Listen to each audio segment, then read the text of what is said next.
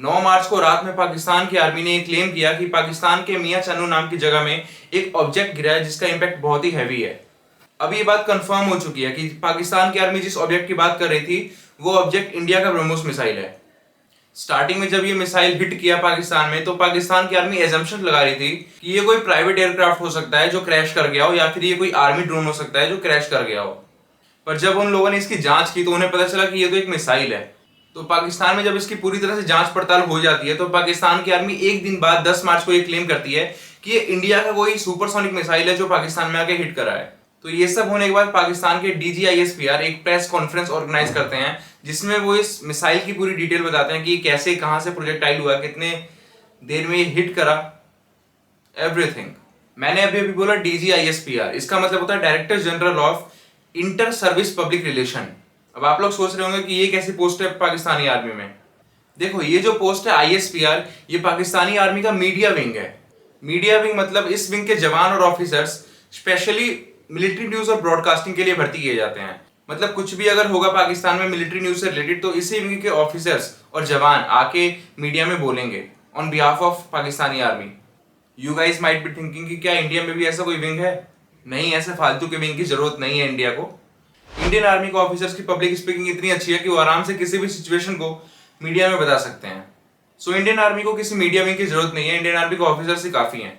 पर हाँ, Indian army में एक ADGPI ब्रांच है जो स्पेशली इंफॉर्मेशन वॉरफेयर के लिए बनाया गया है। ADGPI की फुल फॉर्म है additional directorate general of public information. अब आप लोग ये मत सोचने लगना कि क्या ADGPI ब्रांच के लोग हैंडल करते हैं न्यूज और ब्रॉडकास्टिंग को। बिल्कुल नहीं। ADGPI इसलिए बनाई गई थी ताकि गलत न्यूज यानी कि मिस इन्फॉर्मेशन जो फैलती है इंडिया में और प्रोपेगेंडा जो फैलते हैं उसको रोका जा सके। Basically propaganda and wrong information के लिए ही ADGPI को बनाया गया था ताकि ये सब कंट्रोल हो सके। तो वापस आते हैं अब अपने टॉपिक पर। मेन टॉपिक बताते बताते मैं पता नहीं कहाँ चला जाता हूँ। नीचे कमेंट सेक्शन में बताना मेरे को कि अगर आपको ये एक्स्ट्रा चीजें जो मैं बीच बीच में बताता हूँ ये ठीक लगती है या फिर सिर्फ टॉपिक के बारे में जानना है।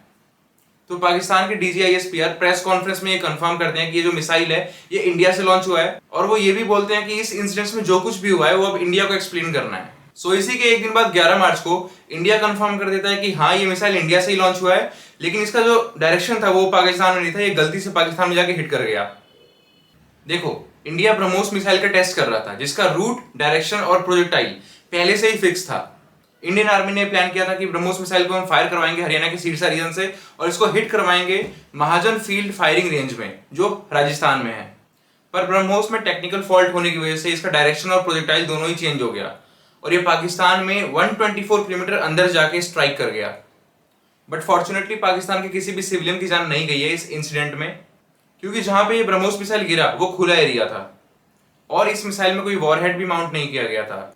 अगर वॉरहेड भी माउंट होता तो जहां पे ये मिसाइल गिरा था वहां पे बहुत ही ह्यूज डिस्ट्रक्शन हो जाता और आसपास के जो लोग थे उनकी जानें भी चली जाती, क्योंकि जहां पे ये मिसाइल गिरा उसके पास में ही एक पेट्रोल पंप था। और इस मिसाइल के गिरने के बाद पाकिस्तान के कुछ लोगों ने इसकी क्लिप भी सोशल मीडिया पे अपलोड करी है। अब आप सोच रहे होंगे कि ब्रह्मोस कैसा मिसाइल है जो इसमें टेक्निकल फॉल्ट आ गया। तो टेक्निकल फॉल्ट किसी भी मिसाइल में यूजुअल होता है, नॉर्मल होता है। टेक्निकल फॉल्ट USA के भी बहुत सारे मिसाइल्स में देखे गए हैं और टेक्निकल फॉल्ट रशिया के भी बहुत सारे मिसाइल में देखे गए हैं। अभी जो रशिया यूक्रेन में वॉर चल रहा है उसमें भी आपने सुना होगा कि बांग्लादेश के एक शिप पे, एक कमर्शियल शिप पे रशिया के एक मिसाइल ने हिट कर दिया था गलती से। तो मिसाइल्स के प्रोजेक्टाइल और डायरेक्शन चेंज होते रहते हैं, ये टेक्निकल फॉल्ट बहुत ही नॉर्मल होता है। Let me show you the clip जो पाकिस्तान के लोगों ने सोशल मीडिया पे डाल रखा है।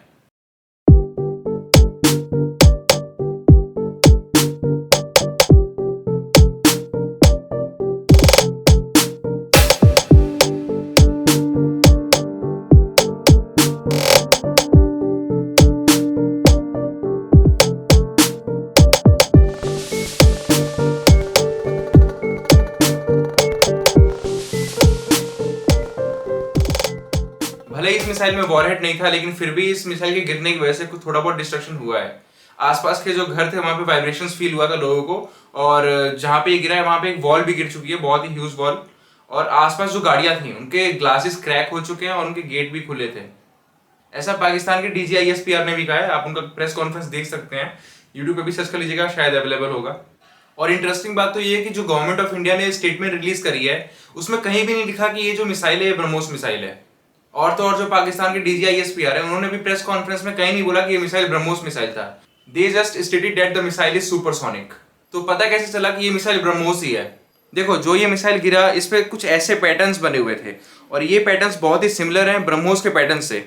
हालांकि और भी मिसाइल्स पर होते हैं ऐसे पैटर्न्स, पर इतने सिमिलर नहीं जितने ब्रह्मोस के सिमिलर थे ये। लेकिन देखो, जहां से मिसाइल लॉन्च किया गया सिरसा से, वहां पे ब्रह्मोस मिसाइल का कोई भी बेस नहीं है। पर इंडियन आर्मी ब्रह्मोस मिसाइल को एक जगह से दूसरी जगह मूव करवा सकती है, क्योंकि ब्रह्मोस मिसाइल को कैरी करने के लिए स्पेशलाइज्ड हैवी ट्रक्स बने रहते हैं। पाकिस्तान एयरफोर्स के जो स्पोक्स पर्सन है उन्होंने ये कहा है कि जहां से ये मिसाइल फायर हुआ, मतलब सिरसा से, और जहां पे ये हिट किया, मतलब पाकिस्तान में मियां चान्नू में, सिरसा से मियां चान्नू में हिट करने तक का जो ड्यूरेशन था इसका, वो सिर्फ 6 मिनट 46 सेकंड का था। मतलब सिर्फ 6 मिनट 46 सेकंड में ये मिसाइल लॉन्च हुआ और जाके हिट कर गया।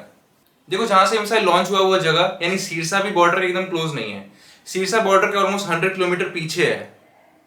तो ये जो पाकिस्तान एयरफोर्स के स्पोक्स पर्सन की स्टेटमेंट है कि इस मिसाइल ने 6 मिनट 46 सेकंड लगाए स्ट्राइक करने में पाकिस्तान में, ये स्टेटमेंट थोड़ी बहुत सही लगती है, ठीक लगती है, क्योंकि ब्रह्मोस मिसाइल की जो स्पीड है वो 2.8 से 3 मैक तक है, मतलब ऑलमोस्ट 60 किलोमीटर इन 1 मिनट, यानी 1 किलोमीटर इन 1 सेकेंड। अब एक और इंटरेस्टिंग बात जान लो कि पाकिस्तानी एयरफोर्स के अकॉर्डिंग पाकिस्तान ने ब्रह्मोस मिसाइल का पूरा फ्लाइंग पाथ ट्रैक और मॉनिटर किया था, जो कि बिल्कुल ही झूठ है। ब्रह्मोस मिसाइल को पाकिस्तान का कोई भी रेडार ट्रेस नहीं कर पाया था। और अगर ऐसा होता कि ब्रह्मोस मिसाइल को पाकिस्तान की रेडार ट्रेस कर लेते, ट्रैक कर लेते, तो उसी वक्त पाकिस्तान की मिलिट्री अलर्ट पे आ जाती, उसी वक्त पाकिस्तान की मिलिट्री भी उसे ऊपर ही एयर में ही शॉट डाउन करने की कोशिश करती। लेकिन ऐसा कुछ भी नहीं हुआ और उल्टा पाकिस्तान की एयरफोर्स ने एक दिन बाद स्ट्राइक करने के, इस मिसाइल के स्ट्राइक करने के एक दिन बाद ये बोला कि ये इंडिया से कोई मिसाइल गिरा है।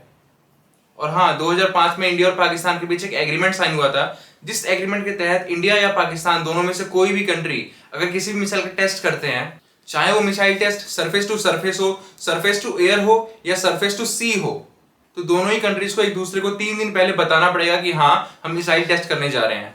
और जो लॉन्च साइट है, मतलब जहां से मिसाइल फायर किया जाएगा, वो फायरिंग रेंज, वो launch site India Pakistan border के 40 किलोमीटर के अंदर नहीं होना चाहिए। मतलब वो launch site India Pakistan border के 40 किलोमीटर पीछे होना चाहिए।